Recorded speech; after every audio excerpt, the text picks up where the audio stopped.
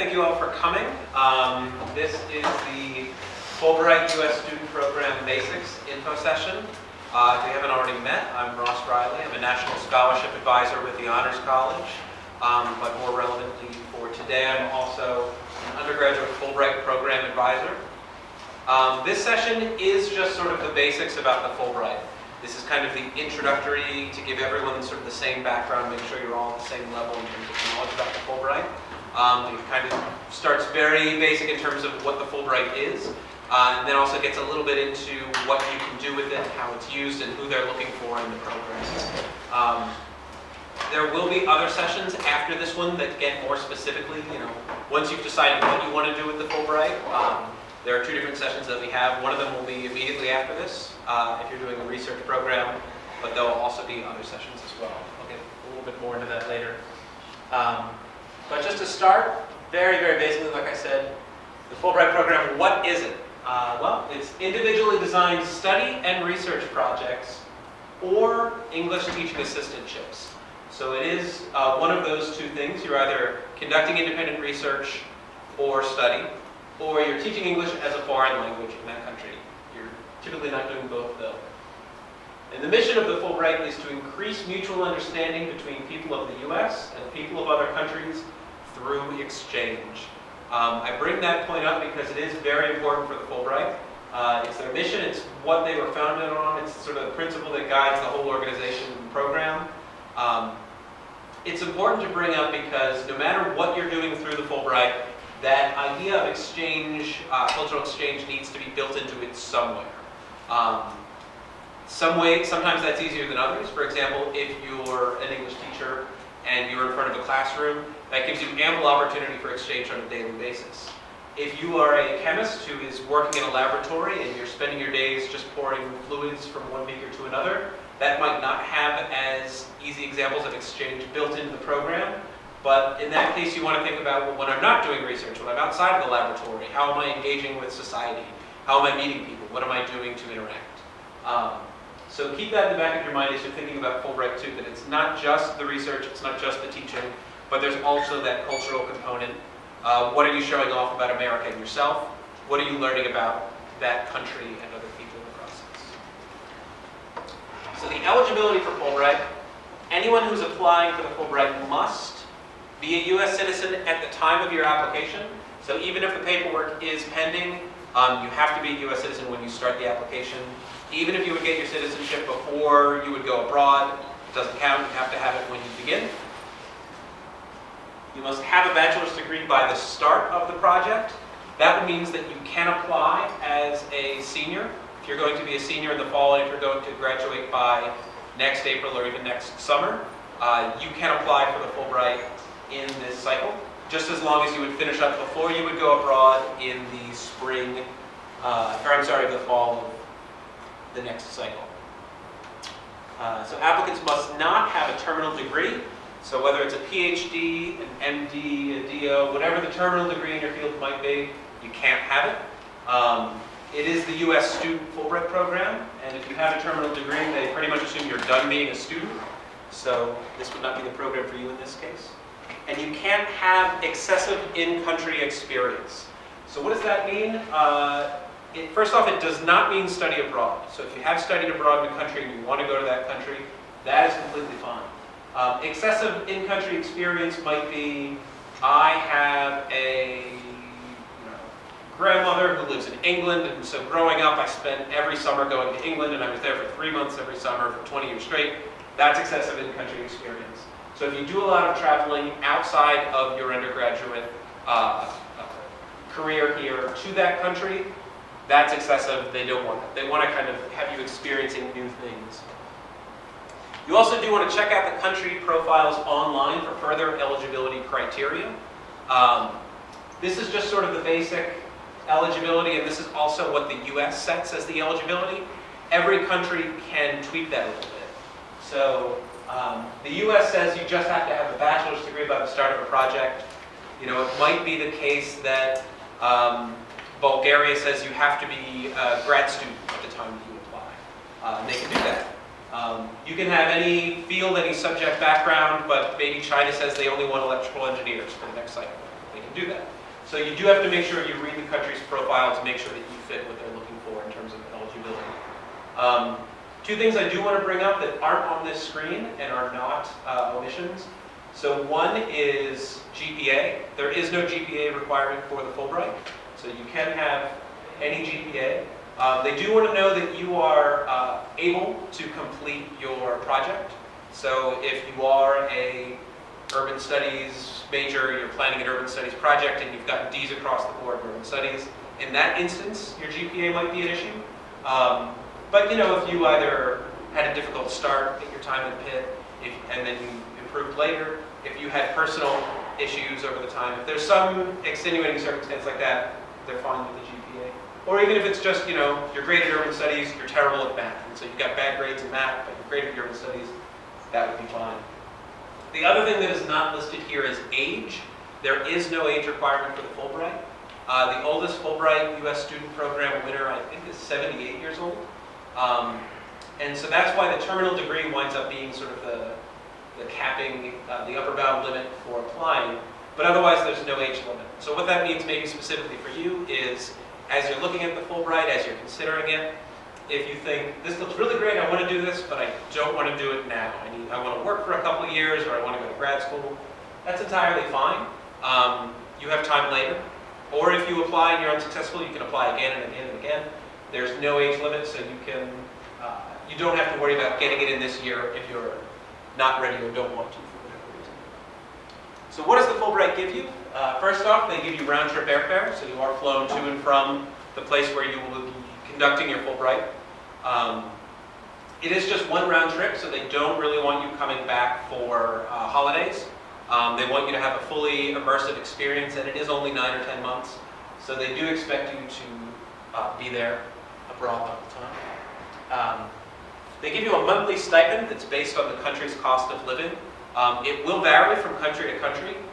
Someone in Western Europe will be making, dollar-wise, they'll be making substantially more than someone in East Africa, as an example. However, the purchasing power, they usually try to equal it out for wherever you are.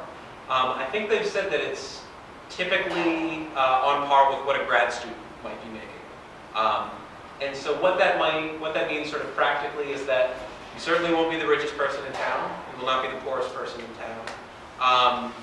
You will be able to travel and have fun. They do want you to do that while you're there as well. But in doing so, you will have to make a budget. You can't just be spending money from a limitless pile.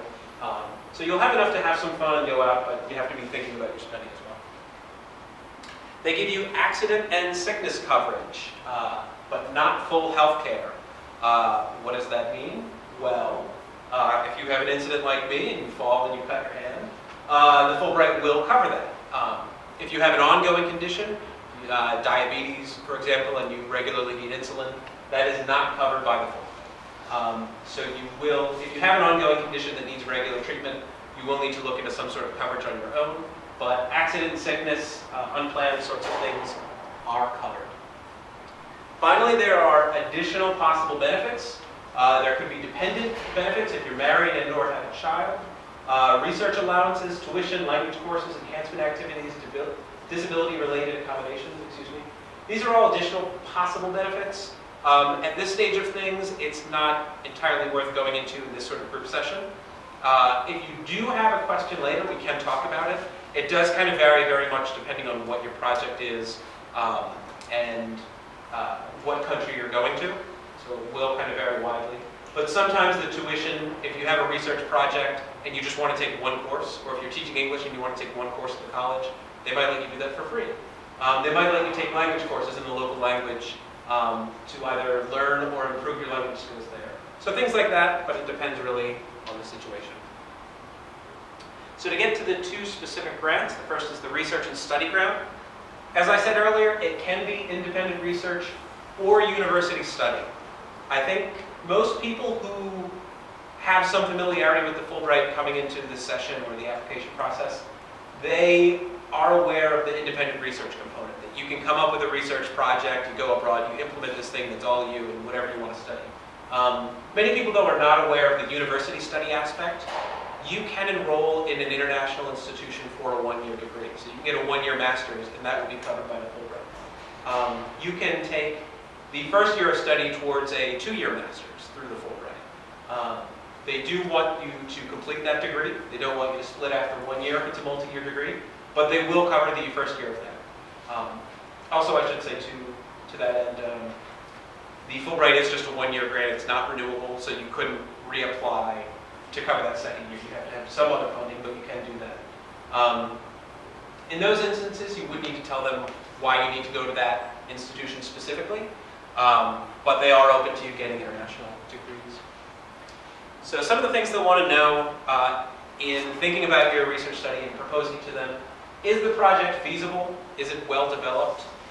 Is this something that can be completed? Is it something that can be completed within the time span of the Fulbright? Have you proposed all of the ins and outs? Have you thought about all the different angles that need to be covered in order to show that it is a thorough research project? These are things that they'll want to know. Additionally, do you have the appropriate preparations for the grant? So you'll also need to think about and demonstrate to them, if it's a feasible project, if it's a well-developed project, do you have the skills to do that? And that can take a lot of different forms. It can be undergraduate coursework, it can be internships, volunteer positions, research that you've done maybe, whether it's through Pitt or whether it's outside of Pitt. But in some way you'll need to show them on paper, yes, I am able to do the thing that I'm telling you I want to do. Finally, how will you engage with the community is another major point. As I said earlier, they do want to see that you are out and about and learning from that culture. The award on the U.S. side is it's hosted within the Department of State, so it does have this sort of ambassadorial quality to it. You're not an ambassador in the sense that you need to sort of toe an American policy line and only give the official American response if asked questions, but you're an ambassador in the sense that they want to show the world the full range of America, the full spectrum of who are Americans, and they have wide beliefs and they have wide interests. And so they want you out there in the community to sort of show that. But then also too, they want you to gain from that experience, from learning from that community, different cultural aspects that you wouldn't get here in America. But they do want you to be specific about how you'll do it. Will it be volunteering? Do you have interests that you're going to pursue? What might it be? And then finally, what language skills are necessary to complete your project? That's something that you need to think about as well. So every country will tell you if they have language requirements. Sometimes they'll say you need at least 2 years of collegiate study. Sometimes they'll say no language is required whatsoever. Sometimes they'll say that language is commensurate with the needs of your project. So that means if it's research in an English-speaking lab, you don't need the country's language. If it's not, if you're taking an international course of study and all the courses are taught in that country's language, you will. Regardless of what their language criteria are, you need to have the skills to complete your project. Even if they say no language skills are necessary, you need to have the skills to complete the project. One example of this, a few years ago, we had someone who wanted to apply to Germany. And it said, at the time it said German language skills are not required, so she thought, great, I can apply for this. And we said, well, what's your project idea? And she said, I want to go to rural Germany and interview elderly people about, memories of the Holocaust and dealing with issues of World War II. We were not really convinced that the majority of rural Germany would have enough English language skills to conduct meaningful interviews with her. Maybe some people do, but I don't think it would be 100% of the people that she wanted to survey. So that's an example where, even though the country said you don't need our skills, she would need to complete that project. So think about that. What do you really need? Also, too, Fulbright kind of frowns upon translators for these sorts of things. So in that instance, she could not hire a translator. She'd need to have the skills necessary. So ETAs, the English Teaching Assistantship, is the other type of grant. So they are, the ETA supports understanding of English language and U.S. culture. That can potentially take a lot of different forms. So it is all teaching in some sense, but you might be the primary teacher for the ETA project. You might be sort of the TA, so maybe there's a primary teacher, but then you'll lead English language supplementary sessions throughout the week. You might be a cultural expert. So there might be a language instructor, but then you have to come up once a week, twice a week to give a lesson on American culture and explain, what's Thanksgiving, things like that, unique quirks to American society. It will tell you as specific as they know on the country page, so you can look at that and try to get a sense. But sometimes you just kind of have to be flexible. Sometimes they may not tell you in advance what specifically you'll be doing. Additionally, too, the age range can vary. Typically, it's college-aged. Sometimes countries will have you, though, in high school or middle school. Some countries will have you at the professional level as well if they have that need. Usually, it is 20 to 30 hours per week. So that's kind of the full extent of the teaching requirements. But because of that, it usually allows for independent supplementary activity. So you'll want to look at the country profile too. That's going to be a reoccurring theme of this session, looking at the country profile. Every country is going to be different. Some countries will say explicitly, we want you to have a certain project, and we want your project to be of the scale or the size. They'll give you freedom to study what you want, but they might say it should occupy 6 hours of your time per week. It should look like this, look like that. If it doesn't specify, they still want you doing something with your time. That supplementary activity can be something else. They just want to make sure that you're not looking to do 20 hours per week and then lock yourself in your apartment for the rest of the time. But they do want you to say what that supplementary activity will be. Yes? Is it possible to make that supplementary activity a research project? Yes, as long as it does not distract from your teaching responsibilities. So it would have to be a smaller scale than the Fulbright. Okay, so the application components. All applicants, whether you're going for the ETA or the research grant, and you do have to choose one, you can't apply for both and hope that one works. Everyone will need a personal statement, a project statement, 3 letters of recommendation, and transcripts. We'll go into the specifics of what they look like in these specific research ETA sessions, but just for now, those are the pieces you'll need. Depending on where you're going and what you're doing, you may need a letter of affiliation. Those are for research grants only. The letter of affiliation is, your affiliate is the person who's going to be working with you in that country. So because you'll be designing your own research project, you get to specify who you want your affiliate to be, who's the person best suited to help you conduct your research. And so the letter of affiliation is the letter from that person that says, yes, I actually do know this applicant, we've spoken, and I am willing to work with them as they complete their project. You may need a language evaluation as well. So if the country requires a language level, you definitely need a language evaluation. If the country does not have language requirements, but you have language skill in that country, you should get a language evaluation. If the country has no language requirements and you have no skill in that country's language, that would be an instance where you don't need the language evaluation.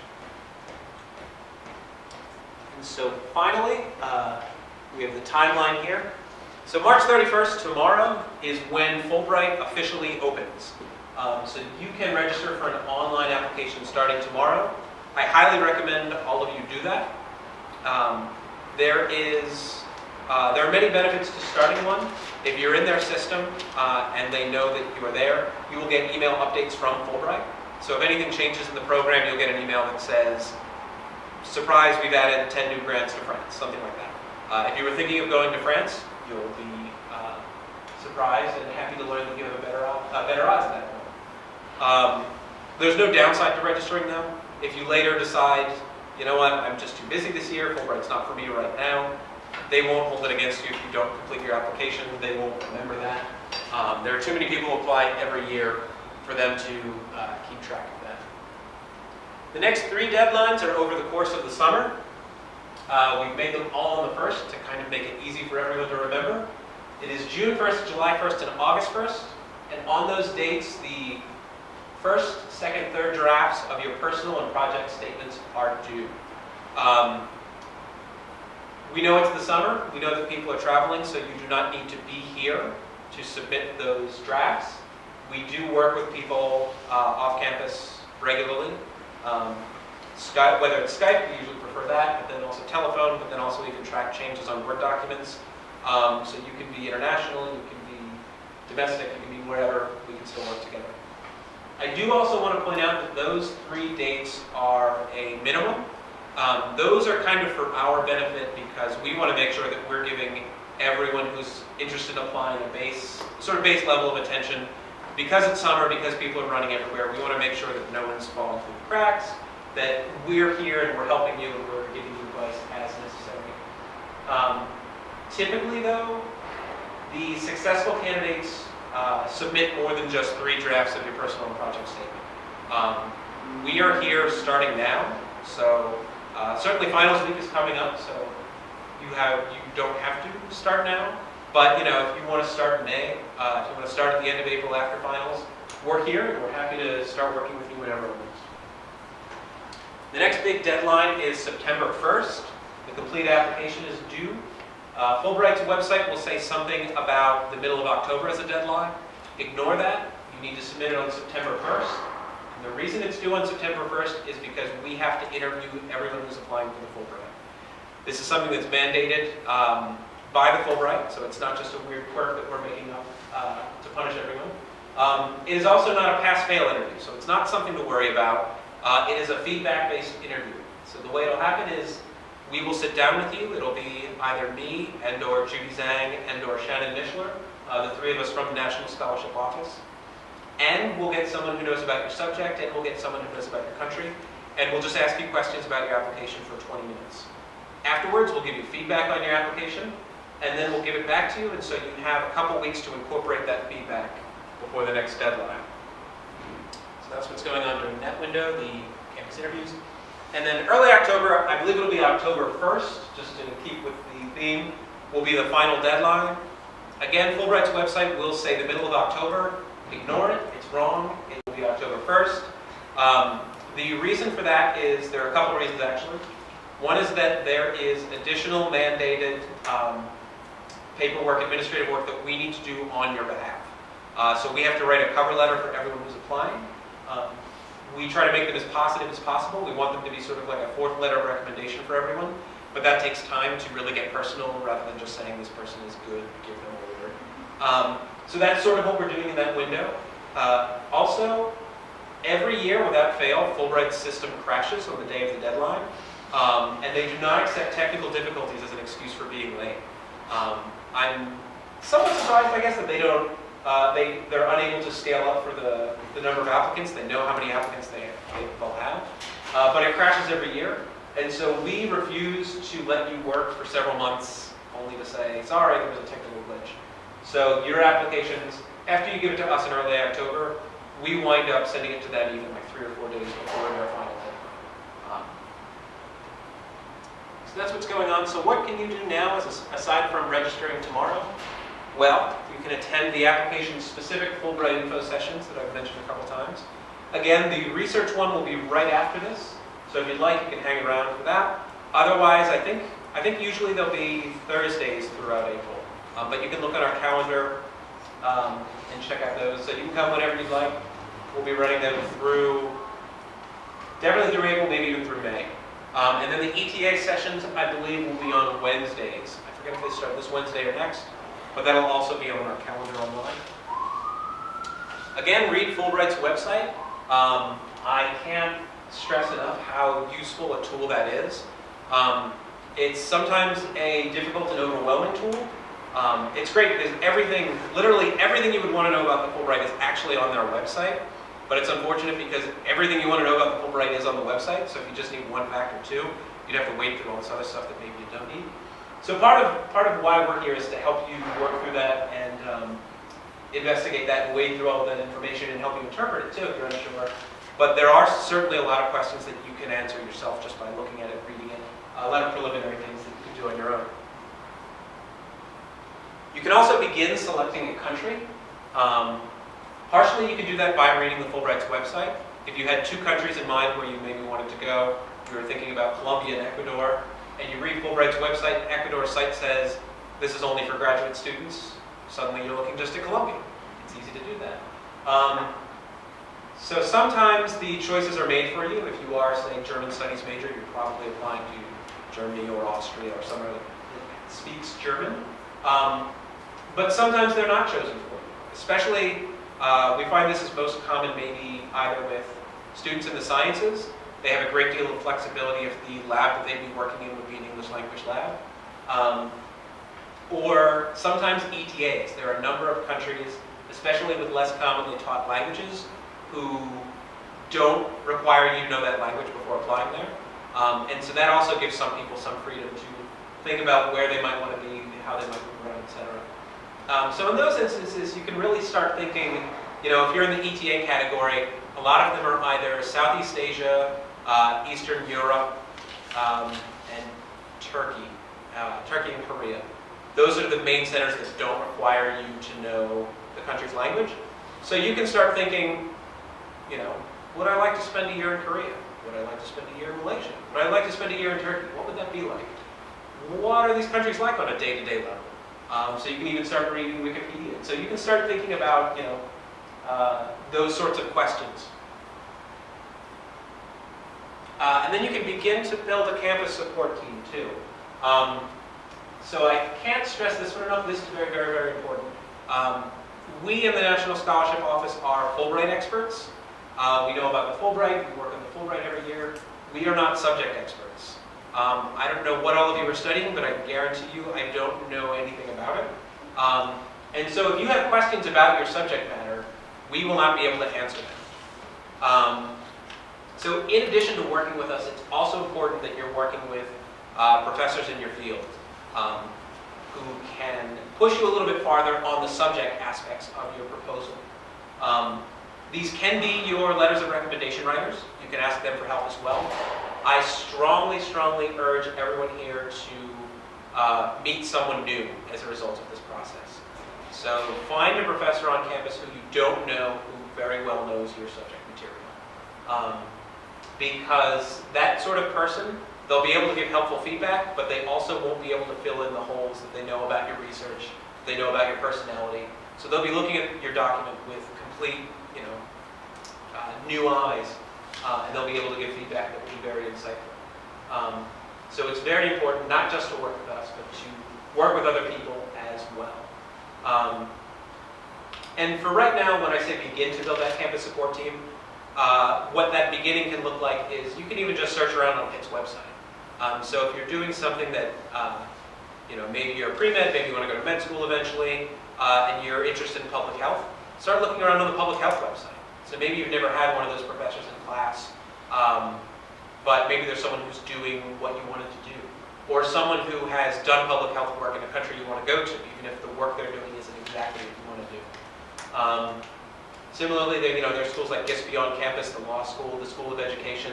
These are all great resources that are usually not accessed by undergraduates, but this is a good reason to begin accessing them if you're doing something that is specifically in one of those fields.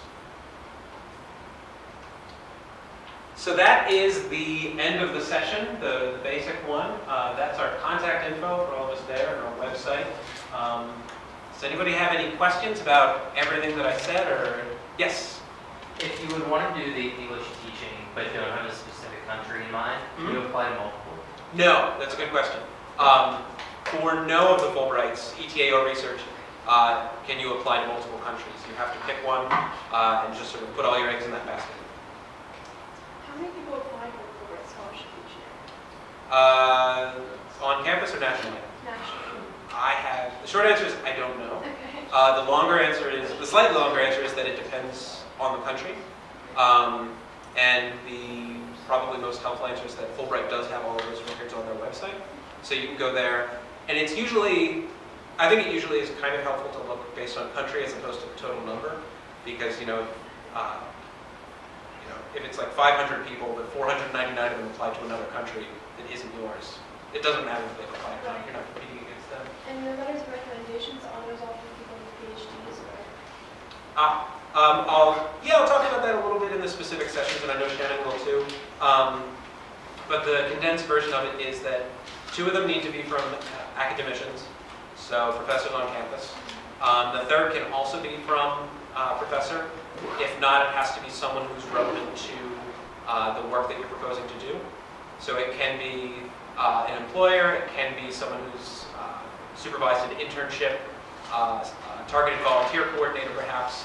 but it can't be someone who's just going to write a character letter that says you're a good person.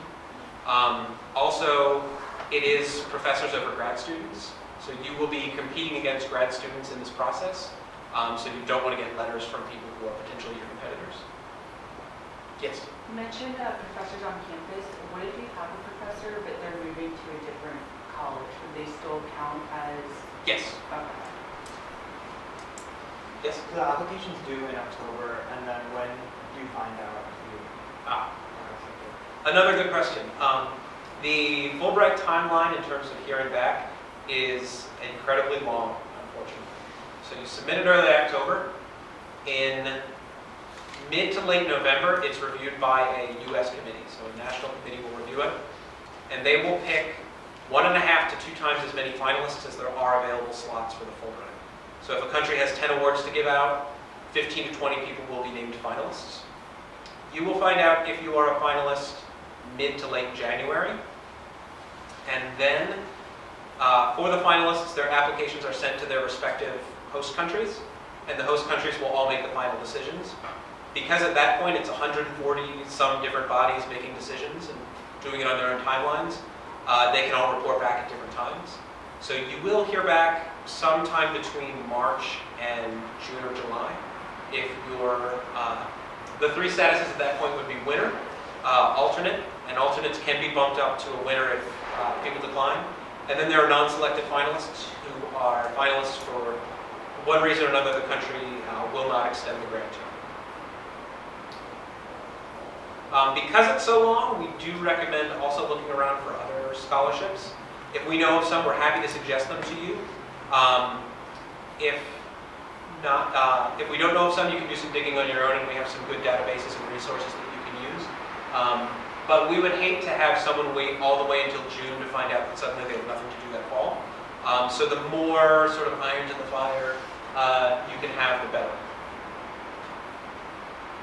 Are there any other questions?